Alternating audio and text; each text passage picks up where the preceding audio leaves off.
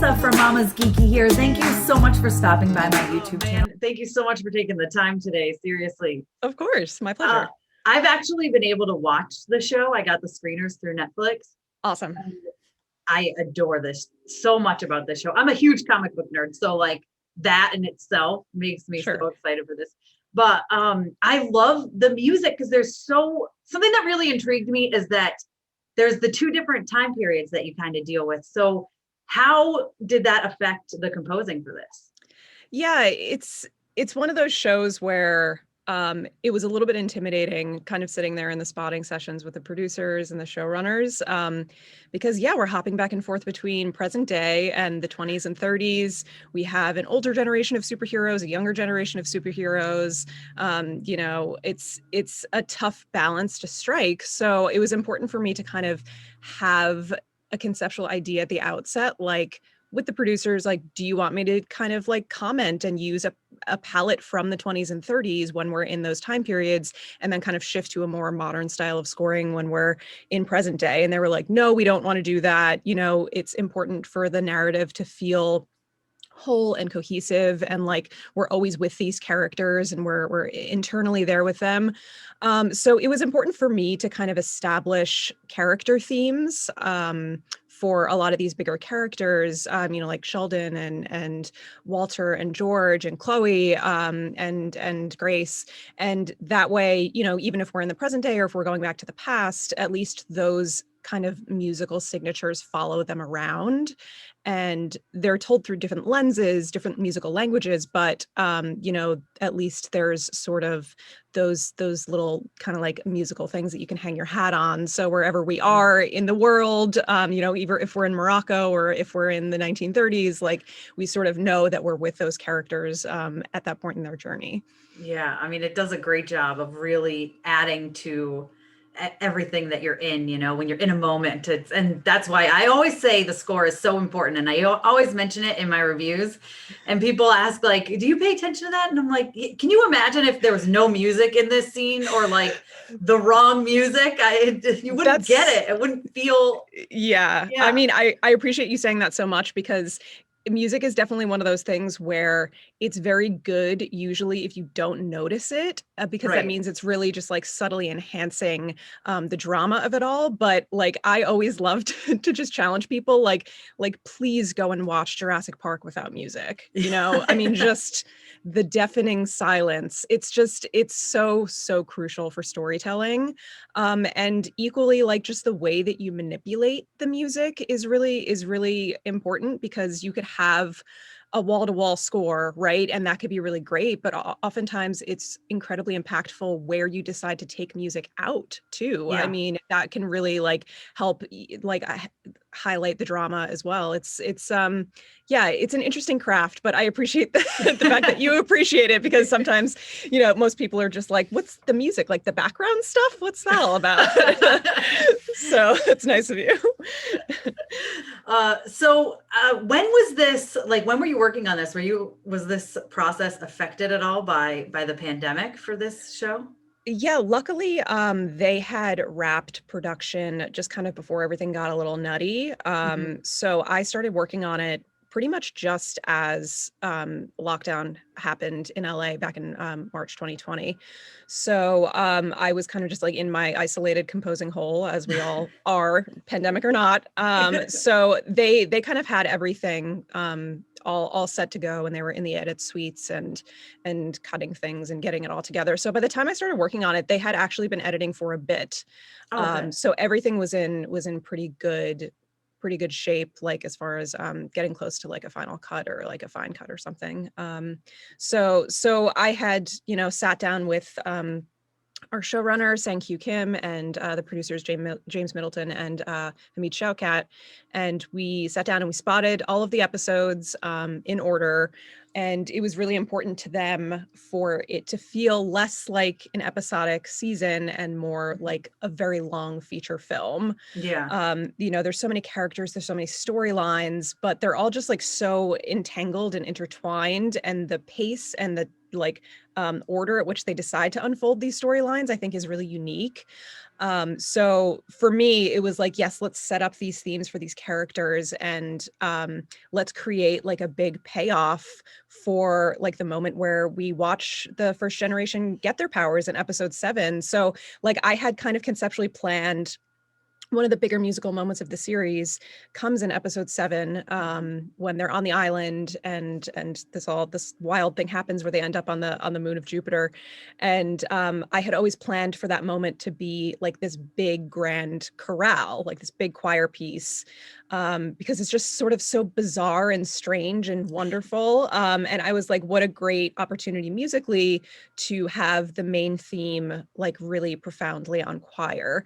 And I was like, well, how do I make that moment sort of like a big payoff for the audience, for the listener, for everybody at the end of this arduous journey that these characters go on? So I was like, I want vocals to be part of the score for the whole season, but like really fragmented, you know? So like sometimes you don't even know if you're hearing vocals, and they're like experimental and kind of strange. And it acts just sort of as these like little breadcrumb trails for the listener as you go through the series. It's just like there's these strange sort of vocals happening at these moments when Sheldon is kind of like seeing these visions and like discovering every part of the you know, the journey. That way, you know, the listener starts to understand like, okay, what or is this hinting at? You know, it's just like a little gem along the way that you find, and then it results in this like really big like full-on choral moment. So that was what we had decided like quite early on before I'd even written a note of music. Which is all well and good until like you get there and you get to episode 7 and you're like, oh no, what have I done? What have I gotten myself into? But it ended up being like a really wonderful, like creative experience doing that. And as you know, and as we all know with TV, these schedules for delivery can get really crazy, you know? So there wasn't a whole lot of time by the time when we got to episode 7 to like have these really creative sort of things. So it all happened quickly, but I think it ended up being hopefully a good payoff for the audience. Yes. Oh, it's amazing. That's like, I think that's my favorite episode. It's incredible. Yeah. It's so good. The whole thing is so good. I was just completely, it was one of those shows where you're like, the one episode ends and I'm like, well, I just have to stay up and just continue to watch. This is, like, I can't go to sleep not knowing how this all ends. But I had read that you had actually taken words from the comics and put it in to that. So tell me about that, because that's awesome. Yeah. You know, there's a couple different ways of sort of creating lyrics for a choir to sing. You can do the oohs and the ahs and the e's and the vowels, and sometimes that's kind of all that's needed. But for a moment where that chorale happens when they're on the moon of Jupiter, I was like, well, this feels like so special, and I wanted to make it feel really impactful and purposeful, intentful. So I was like, why not just kind of dive into Mark Millar's comic series and just sort of find these moments where this was happening in the comic and take that and translate it into Latin, because it just felt like that was the intent there, to make it feel like a special series. And a lot of those other kind of weird experimental vocals that I talked about were all done in Latin as well. So I was like, let's continue the kind of use of Latin. And, you know, that scene, there's no dialogue. So it's like, let's like, let it really, really shine through. And obviously not one of those things that the audience is going to pick up on unless they're fluent in Latin, which if they are, I mean, great. But, you know, it felt like an important thing to be able to kind of just like weave in a little bit of the originality from the comic book series into this interpretation in the series. I absolutely love that. When I read that, I was like, that is so cool. Like, I want to like learn Latin so that I can figure this out and find exactly what spots in the comics she took. Because I think that's so great. It's a great way of bringing it all together. Thank you.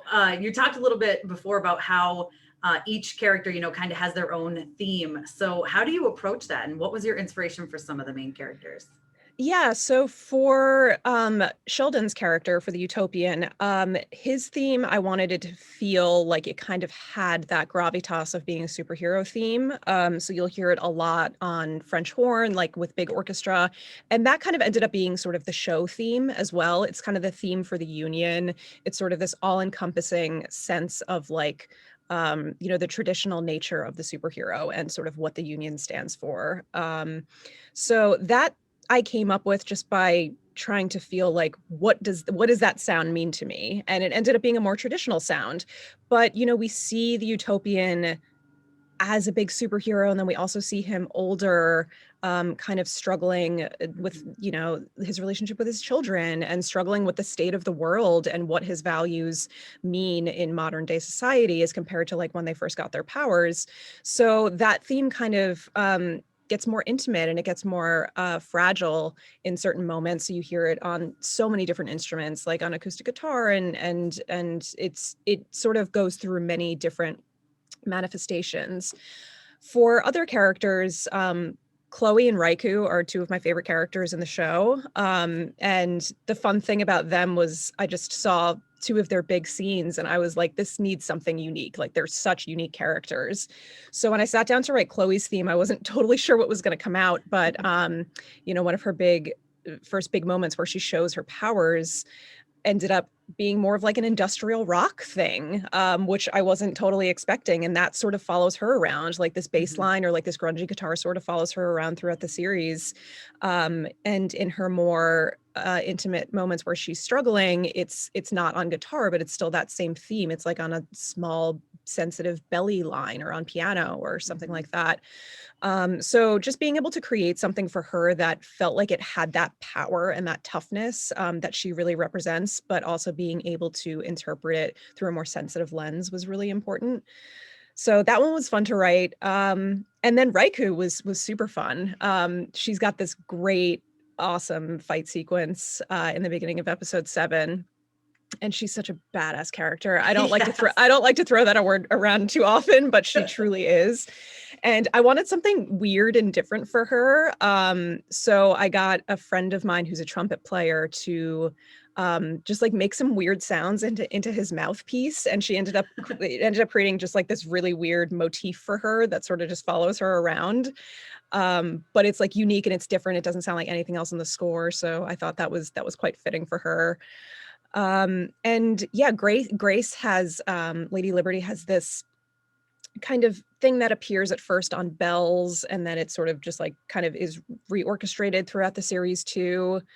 She also has this like little violin harmonic line that sort of follows her around. Walter's got like a cello thing, which sort of develops and gets put through like really dark lenses towards the end on choir even. So that one was quite fun to do. Who else? There's so many wonderful characters. But yeah, those were George. George was an interesting one just because like George and Sky Fox, he's such a character. But he has a song that follows him around a lot of the time, which is Painting the Clouds with Sunshine, which is such a great little needle drop for him, because it's so over the top and it's wonderful. But there's a little theme in there for him too, which is on dulcimer, and it's just like kind of, I wanted it to feel like sophisticated and sort of like high class, but sort of as we see his his narrative sort of shift and become Sky Fox, all of that kind of darkens up.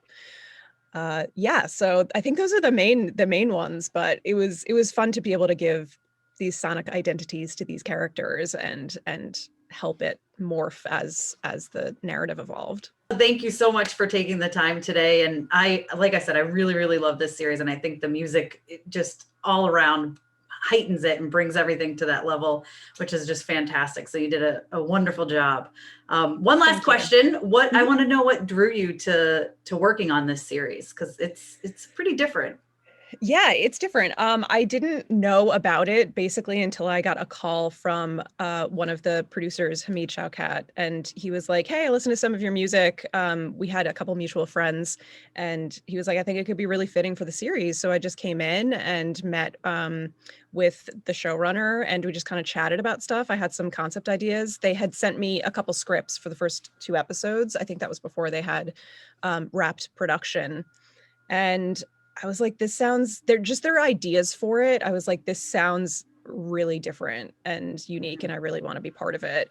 And it was a while before I actually got pulled onto the project, but it was basically just kind of like how so many other things happen. It's just like someone made a phone call. It's like, hey, there's this thing. You want to come in and talk about it? It's like, sure. You talk about it. You don't hear anything for 6 months. And then they're like, hey, we're ready to talk about music again. But it was, it sort of just happened that way. And then the process ended up being quite organic from there, talking creatively about the music. It doesn't always go that smoothly. Sometimes you go in and you sort of start to get some preliminary ideas, and then you shift vision for the music and stuff like that. It ended up just being like a really smooth kind of ride from start to finish. So I was grateful to be pulled onto it for sure. Awesome. Well, thank you again. Seriously, Stephanie. Thanks, I appreciate it. This was fun. This was great. I can't wait for people to see this show. I keep telling everybody, like, trust me, don't sleep on this one. It's so much fun. Thank you so much to all of my monetary supporters, my members here on YouTube, as well as my patrons. If you haven't joined yet, please consider doing so. We have some really awesome perks, including a monthly Zoom meeting where we get to talk face to face. Thank you again to everyone who supports me.